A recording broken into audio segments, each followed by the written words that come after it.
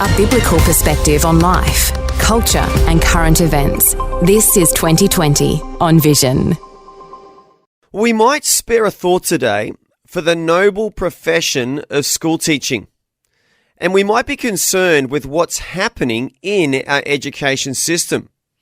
Some of us may be able to reflect on earlier times when the reputation of our schools and our teachers as places of learning was somewhat better.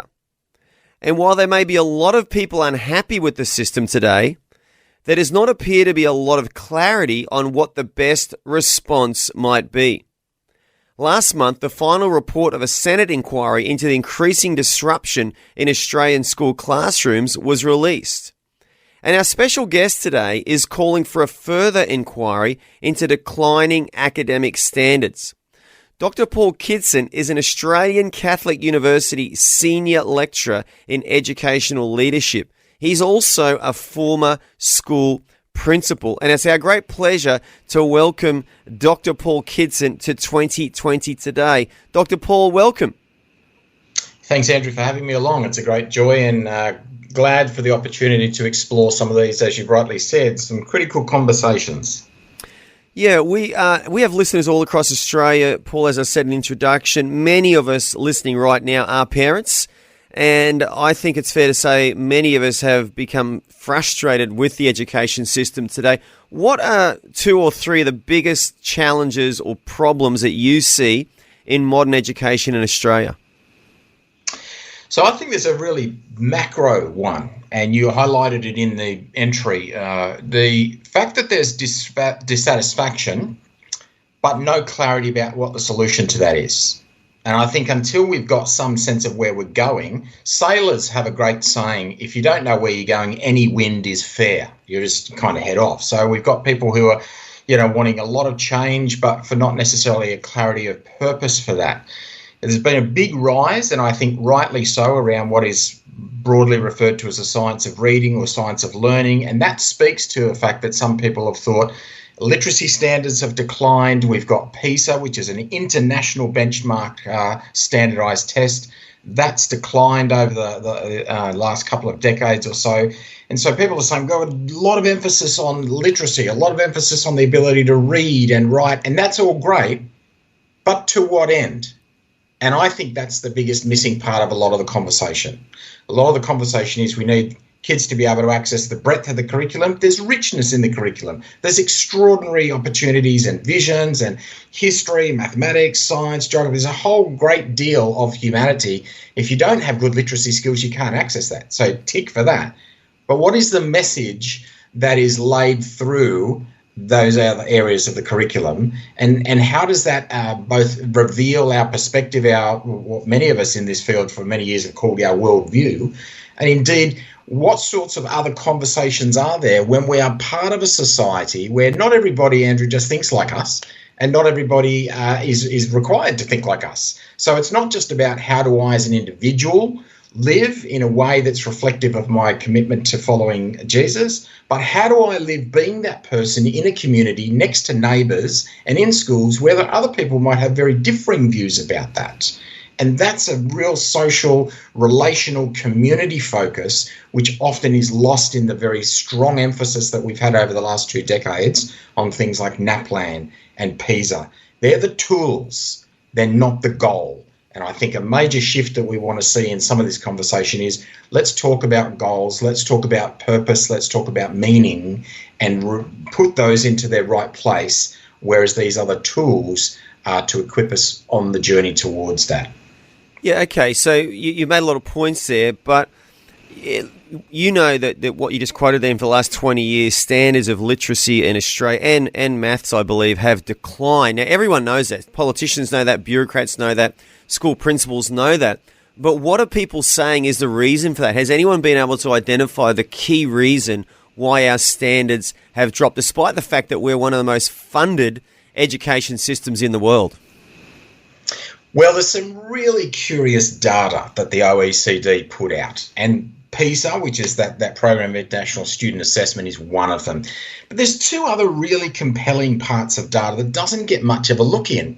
And one of them that was released only at the end of last year showed that the number of hours that Australian students spend in school is one of the highest globally. Now, you put that together and say we're spending longer in school, but we're not having the kind of outcomes that you would think would lead to that. That's a real conundrum, Andrew, and we don't have any simplistic, to use your language there, one key answer to that, but it begs a serious question. Now, there are a number of different responses, and I'll give you just a handful of them for the sake of time. One of them is that, ironically, we talk about evidence-based informed policy. Well, the evidence is that since we've had a massive focus on these standardised tests, the results on those tests have actually declined. There was a report just this week, a media report this week, about the anxiety that that's caused for a number of students because they're going through this perpetual regime of testing and without much time for actually doing any of the learning. You know, one of those jurisdictions that's consistently held up for some type of exemplar is Singapore. Well, Singapore have actually moved away from having a really rigid standardised testing regime because what they saw was exactly that. Kids were focused purely on getting through the test, and so they might have great test scores, but they've not got social skills, they've not got relational skills, and they've not got the ability to form a good life as it is. And so that's where there's a real tension, because in some regard, having great outcomes in those tests is, again, begs the question, to what end? And so that's where a lot of this emerging evidence says we have a lot of social and emotional concerns.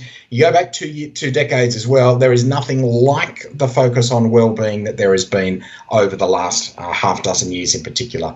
We could talk about the impact of digital technologies. You know, it's now 16 years since we had the digital education revolution, and the argument suggests that that hasn't necessarily produced anything like the outcomes that are proposed. So again, you've got jurisdictions around the globe like Sweden, like Norway, who are starting to say, maybe we should be ditching so much of this digital devices and get back to reading and handwriting, because they're different cognitive processes that make me assimilate the information in a much more robust way. And we now get too much of this kind of tick, flick, scan, swipe, shallow engagement. A few years back, a scholar called Johan Hari published a book called Stolen Focus, with this notion that we don't have an ability to be able to sustain long-term, large-scale questions and ideas and stories.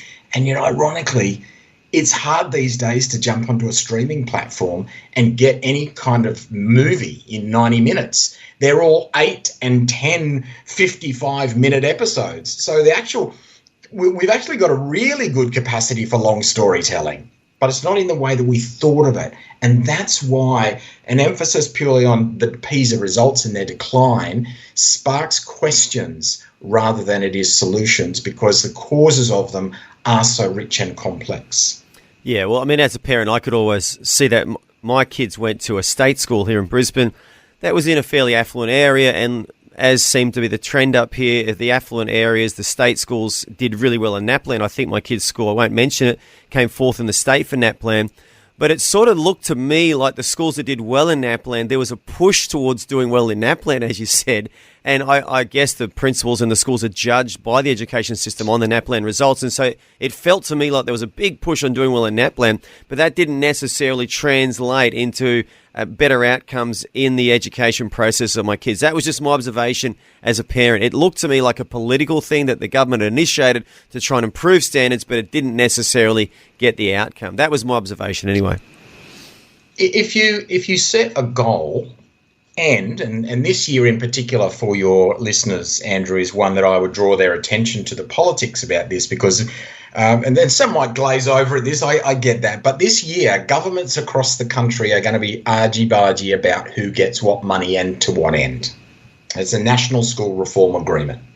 Now, over the last few decades, where we've had, I think, well-intended priorities, We do want kids to have strong literacy skills. We do want kids to have strong mathematics, numeracy skills, because they're fundamental. I don't want my carpenter not to know Pythagorean geometry when they're putting up my house. I don't want my airline pilot to make a miscalculation error because my life is in their hands. So these things have got real practical impact.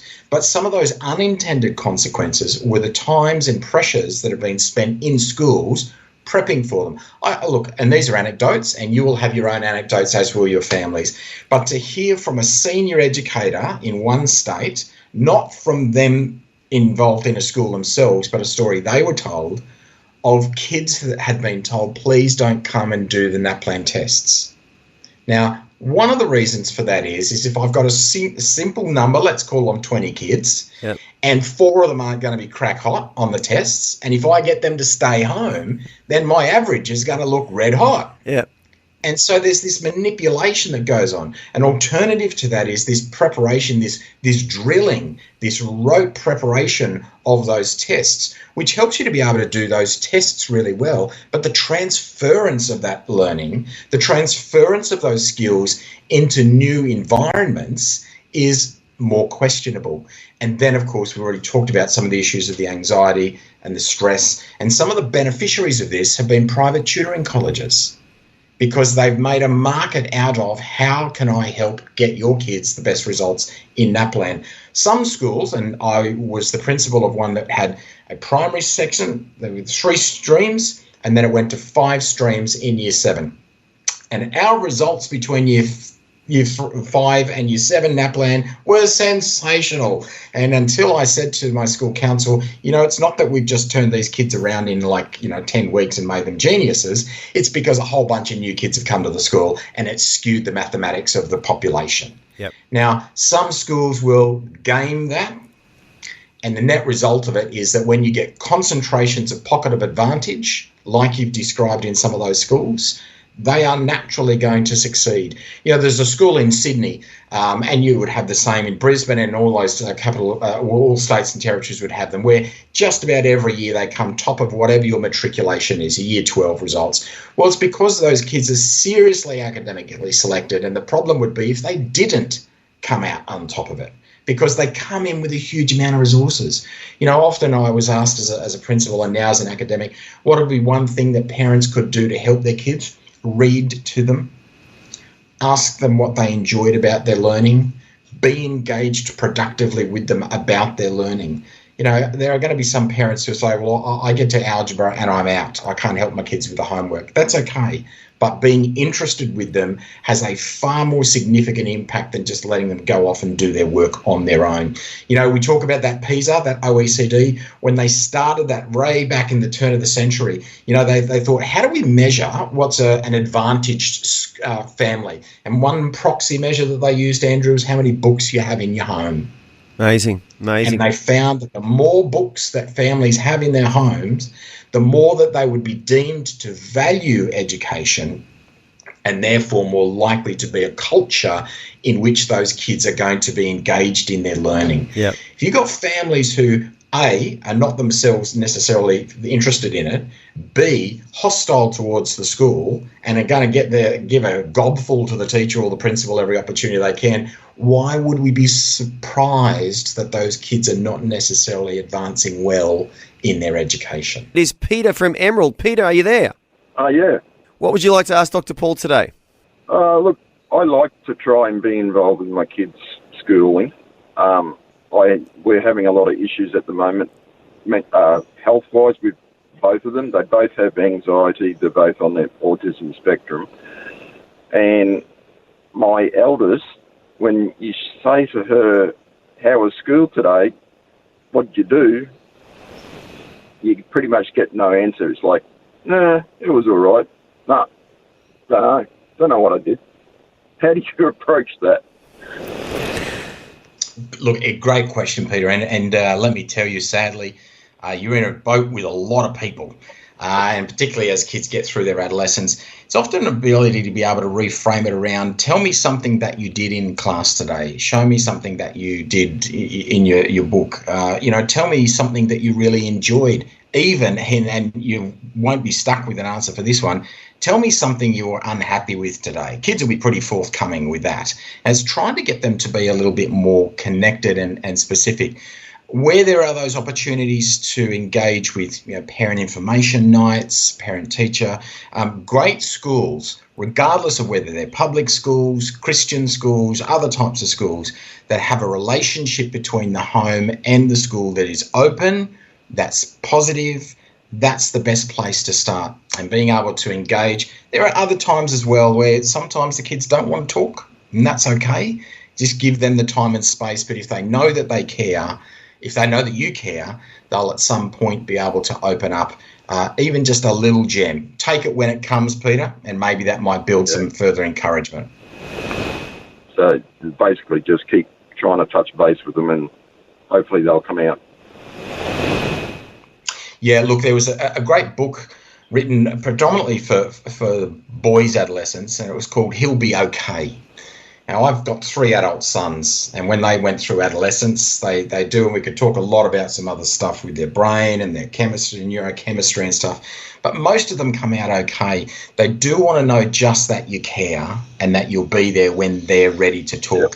And for those listeners that do have boys in particular, one of the devices that's often very helpful is go for a drive. Try to get them distracted and not looking face-to-face at you. And that's also the case for a number of kids for whom, particularly as you've described, Peter, kids with some of those socially challenging dynamics that they've got.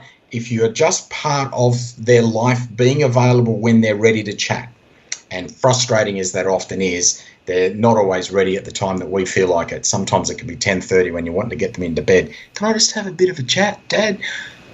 Sure. That sounds great. And there are limits, you don't want to be up at 1 a.m, but let's be clear. Being available when they're ready to talk and using every opportunity when you can is in a positive way. Yeah. All right. Thank you very much. Peter, can I ask, how many kids have you got? I've got 2. I've got a daughter that's about, she turns 14 in June, so she thinks she's 24. Only 24. Gee, that's young in her mind. and my son, he's turns 12 on Friday.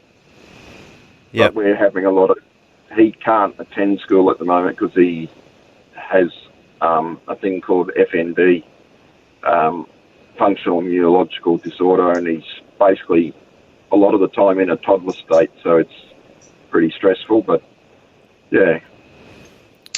And let me add, Peter, having heard that, there is always the need to engage with professionals, medical practitioners, paramedical practitioners, and that's why we talk about education. The old saying, it takes a village to raise a child. It absolutely takes it as well to educate them in a context like we are now, and taking every opportunity to use those services, to use the insights of those professionals. They've got some great insights as well. Yeah, and we are doing all that with psychologists and psychiatrists and you name it, but it's just going to be a long road. Yeah, well, Peter, we really appreciate you calling in today. And look, I'm a parent of 3, Peter, and I'll tell you what, I'm not writing a book on how to be a good parent because it's one of those things, you just do your best and there's no easy answers, and we just pray for our kids and we love them and we do our best. But I really want to thank you for calling in today and just sharing your thoughts and your challenges with us. All right, thank you very much. Good on you, Paul. Yeah.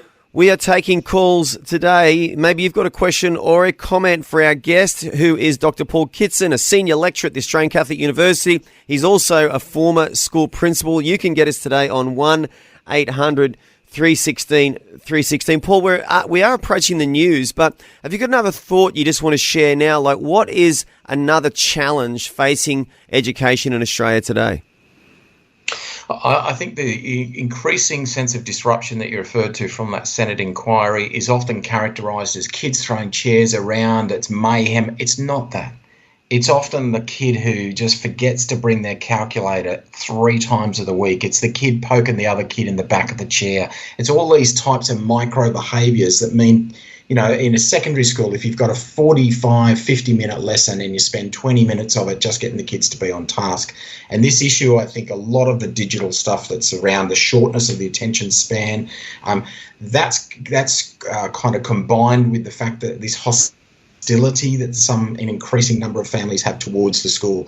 These are two dynamics that I think we've got to come to an honest appraisal of and say, until we deal with those, whatever outcomes we want, lifting PISA, improving NAPLAN, they're not going to happen. Yeah, and I think really a lot of those issues are flowing out of challenging home environments where there's a breakdown in the family unit, there's a breakdown in discipline in the home, and kids come into the classroom often, from my observation again, carrying this stuff from home, and it manifests itself, doesn't it, in the disruption, in the not wanting to listen, not wanting to cooperate. And, gee, there's no easy answers for the breakdown in our society, is there? No, and again, ironically, at the same time, we found this through COVID, for some kids for whom life at home is really tough, school is actually a safe haven. And so for them to be in school where they're loved, they're cared for, they're nurtured, they're protected, is, for some of them, sadly, the opposite of what they experience when they're at home. And that's what makes things challenging, because I've got a group of 30 kids in my care. I'm going to have kids who are flying on all levels, and I'm going to have kids that are drowning on all levels and everywhere in between. Paul, it looks like we've got a call from a young lady called Katie from Victoria. And Katie, have you got a question for Dr. Paul today? Hi, Paul and Andrew. Sorry, I'm not that young. I'm 54, but thank you. Well, Moses lived to be 120, Katie, so I'm calling you young, okay? You got a long way to go before you get to that age. Like I'm kind of getting started. I just want to throw a few things out there. Sorry, this is probably going to jump around a bit. I raised up 4 children mostly by myself, 2 boys and 2 girls, and 2 of them mostly went to school and 2 were mostly homeschooled. And I made a lot of mistakes. So they had some Catholic education, some public school education, some, and some homeschooling, quite a lot of homeschooling for the 2 younger ones. So, they're all on different paths at the moment. But anyway, I just want to say, as far as the reading side goes, they're all good readers and they're all good at maths. But one of the things I did with reading, and I'm not saying that to brag, it's just my mother was a primary school teacher, so I think that helped. We've got a few teachers in our family. But with the 2 older children, when I was struggling to find time to read with my second child, because my oldest child was a good reader, I got her to do the readers with my son. And I mean, I'm talking like grade 1 and prep. I know that sounds like irresponsible parenting. I did end up actually homeschooling down the track, and I actually found out that I could actually get paid to do that. Now, I think things have changed in the system. Like, Centrelink paid me to homeschool my kids, which was amazing. And the first person I spoke to said, no, you can't do it.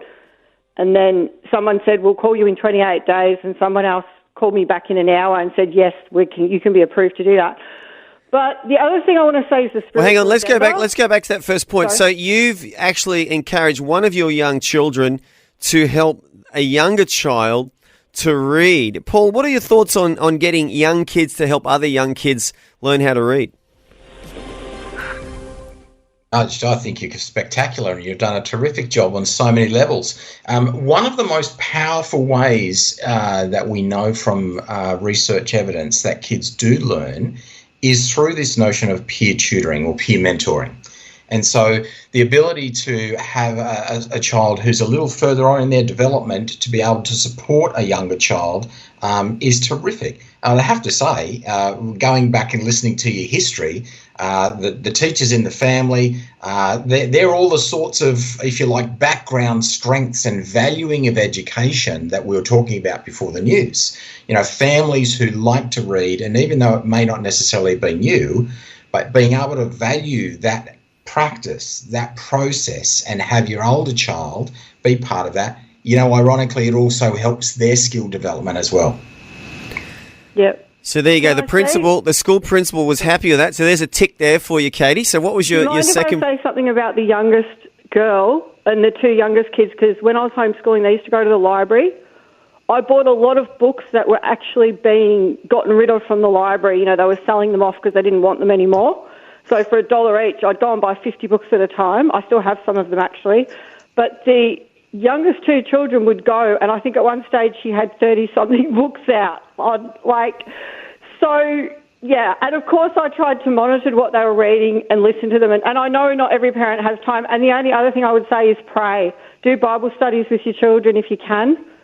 Absolutely. And confidence in parenting, that God has given you. And I did not do everything right. All my children are struggling in different ways at the one moment, so I don't want to say I've done everything right. Far from it. I'm actually still trying to sort out some of my own issues. I'm doing Celebrate Recovery, which is a Christian version of Alcoholics Anonymous, and it's not just for alcoholics, it's for all. So that's the only other thing I would say, that because I didn't sort out some of my past trauma, it's affected my kids. So, yeah. Yeah, and look, Katie, again, a great tribute to you that notwithstanding some of those other challenges that are there, you've put in place some rich foundations. What is fundamental in our understanding of education in a faith lens is that families are the first educators. That is always the most imperative thing to be expressed. As you described, going to the library, getting all these books, all the cast-offs that they get from the library, the kids have got this rich trove of ideas and information that they can access. You know, there was years ago a famous movie with Sean Connery called The Name of the Rose, and the author of that book was reported to have a personal library of 30,000 books, and he was kind of criticised, saying, well, you can't possibly read all those books. What does that do? And he says, it actually helps give me intellectual humility. Because as much as I know, this reminds me every day that there's still more to know, and that doesn't begin to consider the omniscience that God has. You know, when we're engaged in reading and a culture of reading, we always want more. My wife says to me, how many books can you have? And I always say more, you know, because there's such rich sources that you might have, even if you haven't read every single paragraph in them. Yeah, and look, none of us are perfect, Katie, but to me, it sounds like you did a really good job. You did your best. You encouraged them to read. You borrowed books for them, and you prayed for them. You did Bible studies with them, and I just want to say kudos to you, Katie. None of us are perfect, and God was perfect, and He had kids, and they didn't end up perfect either, Adam and Eve, nor did Cain and Abel. So, but I want to thank you so much for calling in today, Katie. We have another caller on the line, but we really, really appreciate you calling in, and just wish you all the best on your future journey with your kids as well. Thank you so much. Now, we've got another caller on the line, and it is Chris from Melbourne, Victoria. Have you got a comment or a question for Dr. Paul today, Chris? Well, I just got a bit of a general comment that I think this has been happening for quite a while now, the dumbing down of the population, because in the West, if you dumb down the population, it's easy to control, you know. People who are dumbed down, well, they're satisfied with the crumbs. They don't think they can eat at the master's table, so... this is what I think, you know, that's why every day I ask, thank God that I have the mind of Christ, not because I want to be Einstein and send a rocket to the moon or anything, but I just want to be able to discern the plans of the enemy. Thank you. Excellent Great comment, Chris. Yeah, very good, Chris. You got a response to that, Dr. Paul? Yeah, look, I think, you know, the phrasing of dumbing down is, you know, a reasonable one in many regards. There's also new information that comes along that we have to assimilate. We have to put it into what we already know, and that's an ongoing project as well. But, you know, if we go back to one of the fundamental stories out of the patriarchy from the early stages of the Old Testament, I am the Lord your God who brought you up out of Egypt. Tell these stories to your children. Tell them again and again. And if we don't continue to tell where we've come from, then we only end up with the new.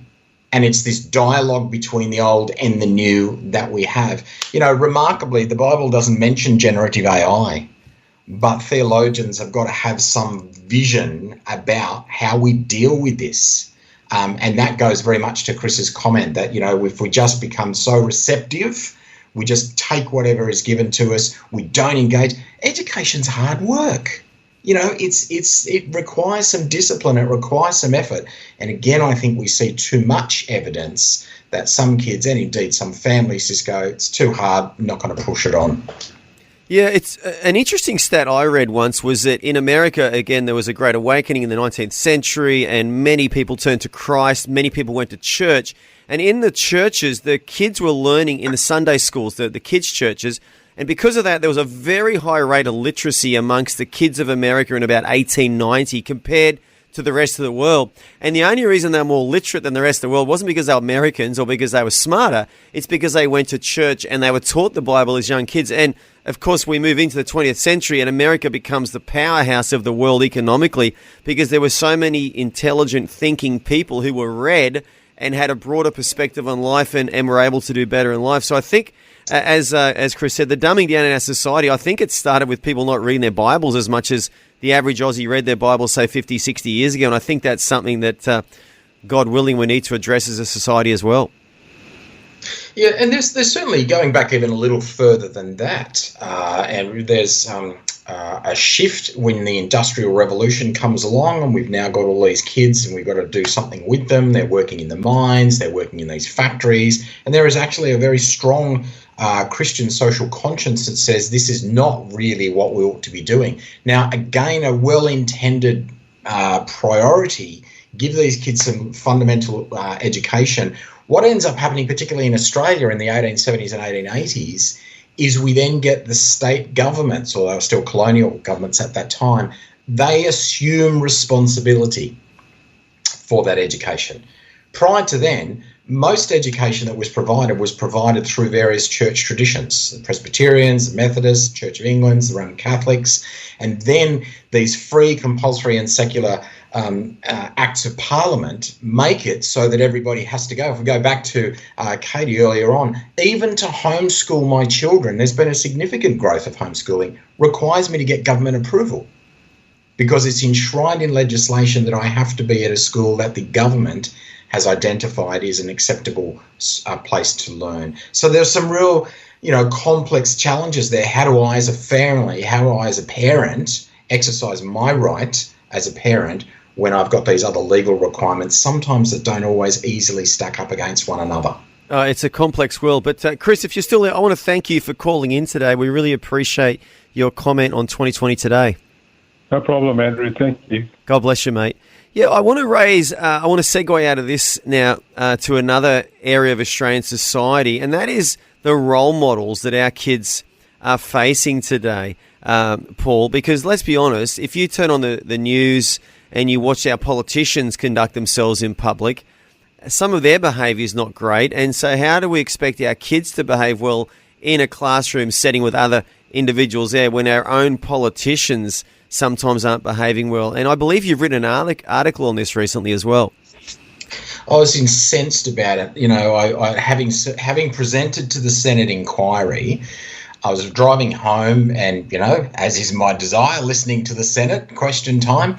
And one of the senators asked the president, can you please get the language he used is, can you please turn the temperature down? They literally were shouting at each other. And when the president would say, order, you've got to be quiet, they just completely ignored it. And I just thought, what right do these people have to make determinations about what should be going on in schools regarding disruption? Because they can't even demonstrate it in their own, workplace. I'm also part of a major research project on principal health and wellbeing, and our report will come out in another couple of weeks. And what we look at there is this issue of the role modelling. One of the issues, the role modelling that parents give is the reason why some kids themselves are hostile towards their teachers and the principal. And one other story briefly, a teacher says to a student, where do you want to go in life? I want to do, you need to move forward, you've got to do some harder work. Complains to the parents complain to the principal calls the teacher and says, apologise to the parents. Now, when I was told that story, my response to that was, that kid has got no hope of being able to take a positive attitude into their learning because they know if it's too hard or they don't want to do it, mum and dad or the caregiver or whoever is backing them at home is going to come down with a big stick and beat the school up. Yeah. Whatever policy the government has and wants to achieve is not going to happen when there are too many of those types of situations. Yeah, and two really good points, but I especially like the politician point because you're right, these people get paid a lot of money to be the political leaders of Australia, and they can't even respect one another enough to let each other speak. And I think that needs to be pushed a little bit further, actually. I think we need to develop that maybe we should be imposing some sort of laws on our politicians that if they conduct themselves in certain ways like that there's penalties for it. But before we touch on that, Paul, 'cause it's a really good point, we have another caller, and we have got Tanya from Happy Valley in South Australia. I've never been to Happy Valley, but it sounds like an amazing place. Tanya, are you there? Have you got a comment today? Yes, look, good morning. I'm an ex-teacher, Roel. I'm still registered, but I'm not teaching currently. I got caught up in some of the COVID stuff a few years ago, so had to sort of step away for mental health reasons. But I'm hearing exactly what you're saying, and from the moment I started teaching, I found the conundrum even within schools that were trying to impose, good behaviour management skills on children, but there was rifts and, just so much disharmony within the school system itself that I just used to go, what's going on? How can we be teaching children to live harmoniously and love each other and be kind to each other if we can't even as teachers do that to each other? So, yeah, on a larger scale, the government system is the same. So you found the culture within the school you were working in fairly toxic and not harmonious. So you found it almost ironic that you were trying to teach kids to work in harmony and work together when the staff in the school you're in weren't even working together. Exactly. Yeah, there was so many rifts at the time, and I remember it was my first school, and it was up in the outback in Coober Pedy, if you know where Coober Pedy is, in the open field. That was my first spot, my first gig, government school, and there were just so many rifts amongst the teachers and the hierarchy of the school that we had Harmony Day, ironically, to be celebrating, and I just found myself getting a CD of I think it was the Columbine Massacre, one of the school songs that came out of that. And I just played it on loop all day long. And I wrote this little message to people to come in and just sit and just reflect on our own behaviour, that we as teachers are meant to be exemplary. We're meant to be those role models to those children. And how can we expect them to try and work out differences if we can't do the same thing? Wow. Paul, have you got a comment you want to make in response to Tanya's experience there? With the time available, Andrew, I've got way too many comments about that. One of the first things I'd say is we also have a really sad history within schools, and I really appreciate that you're talking about the relationship between teachers and again, perhaps even school leaders. We don't talk enough, I think, about how power continues to be exercised in the misuse, abusive manner. We had a royal commission into poor responses that schools, government and non-government schools, had about children entrusted into their care. We've had a whole range of these other projects that have gone on for a time that say the relationship in schools is both the most central part and the most likely to be abused. And when it does get abused, you end up with the types of damage that, unfortunately, it sounds as if Tanya, you've experienced, and that's a sad thing. A school in its ideal state is a positive, cooperative, collaborative place to be. And we need to learn how to live with people who are different than us.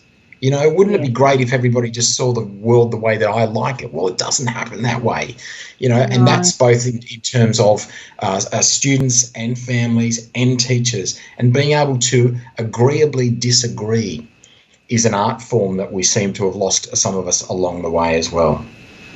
Yeah, I think leadership has a lot to do with it too, because I've always said what filters down from the top sort of infects the rest. And if you haven't got really good leadership happening, it's the same with our government system as well. If people aren't leading and understand their role as role models within our government system, how can we ever be expecting that the policies they come out with are sound? So, yeah, this was 20 years ago for me, but I just reflected on the fact that when I first started 20-odd years ago as a teacher, this was my first experience, and I remember thinking, wow, how can it be this way? How has not everyone got their case of, I don't know, we're the role models to these people and to families as well. How can we not be trying to sort our differences out or agree to disagree, as you said? Yeah, and some people don't like the language of vocation about teaching. I do. It's a really old word that has a power to it because it's about calling and it's about service and it's about the sense of, I think what's fundamental about the notion of Christian grace is I'm doing something for the benefit of others, not necessarily for any benefit that I will receive in response. Now, in many regards, that is not as much of a rich feature of the conversation that I think would be healthy to have. We've got some of those leadership, absolutely, as you say, Tanya, is responsible for creating or sustaining or not eradicating toxic cultures. And that needs to be addressed. And that needs to be addressed, I think, right through the lens of grace, which says, I am his. That's right at the core of our Christian faith. Yeah. Absolutely. Totally Absolutely. And I think also, you mentioned that vocation. The Bible says that we should work as unto the Lord. I suppose, ideally, every Christian, whether they're a nurse, a teacher, a doctor, a police officer, whatever we do in life, or a radio presenter, we should be working as unto the Lord, shouldn't we? And we should be doing it out of a sense of calling and obedience to Him and navigating our way through the many challenges which do present themselves in a secular workplace. But I really want to thank you, Tanya, for calling in today. We always love callers, and I don't know what's going on in Happy Valley, but gee, it sounds like a nice place. Happy Valley. I'd love to live in a place called Happy. It's a great start to a description for a location. But God bless you, Tanya. We love our callers down there in South Australia. Really appreciate you calling in today. Thank you. Paul, just before we finish up today, have you got any closing thoughts or comments you want to make about modern education? Yeah, I go back to where we started. I think one of our great challenges at the moment is there is such societal change, there is such technological change. We seem to be becoming more suspicious of people. We seem to be becoming more fractured as a community. It doesn't strike me as particularly novel then that we see that happening in our schools. I think what we do have is an opportunity for our schools to be places of hospitality, places of care. We've got to realise that some of those families, whilst they are themselves a bit broken, sending broken kids to school, there's a rich opportunity for us to serve them. And so it's the same plate, but we're looking at the other side of it.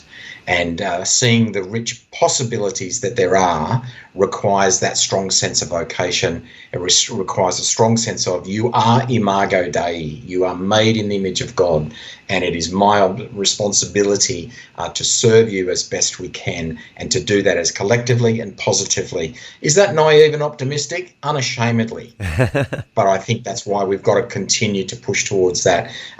Education is not about getting a job. Education is about being a life and being a human person in response to the creative genius of God.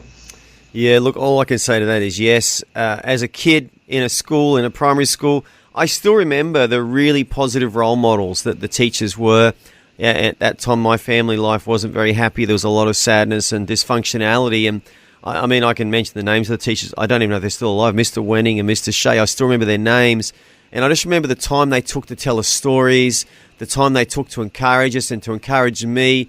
And looking back, they were stable, they were adults, they weren't losing their temper, they weren't going crazy, they were balanced, they were obviously educating us and informing us, but they had such a positive impact on my life. And I wasn't a Christian back then. I don't even know if those men were Christians, but they sowed some really positive seeds in my life. And I just know there's lots of teachers out there today, Paul, and I'm sure having been one yourself, sometimes you'd scratch your head and wonder, gee, am I making any difference here? Am I doing anything positive? But I promise you are. And if there's anyone out there today listening, you're a teacher, maybe you're not at work today, or maybe you're thinking of studying teaching, or maybe you've got a kid who's a school teacher, tell them to keep going, because they definitely are sowing positive seeds. And I never saw those teachers again after primary school, but I still look back on those times, Paul, as really positive times in my life with those teachers showing an interest in my life. Andrew, I'll give you a piece from a departed Catholic scholar, passed away late last year. I heard him speak recently before he passed away, and he said, schools should be a sacrament of hope. I reckon that's a nice phrase on which to wrap it up. It's beautiful, beautiful. Dr. Paul Kidson, a senior lecturer in educational leadership at the Australian Catholic University and a former school principal. I want to thank you so much for joining us on 2020 today. Is there any way that people can reach out to you and contact you through a website or something? Yeah, Yes, I'm pretty active on LinkedIn. So if you just go to Paul Kidson, and I post a whole bunch of things about a whole bunch of stuff fairly regularly. And my email address at the university is paul.kidson, KIDSON, @acu.edu.au. You can find me at the Australian Catholic University or on LinkedIn. I'm delighted. Thanks very much for having me along. Thanks for taking time to listen to this audio on demand from Vision Christian Media. To find out more about us, go to vision.org.au.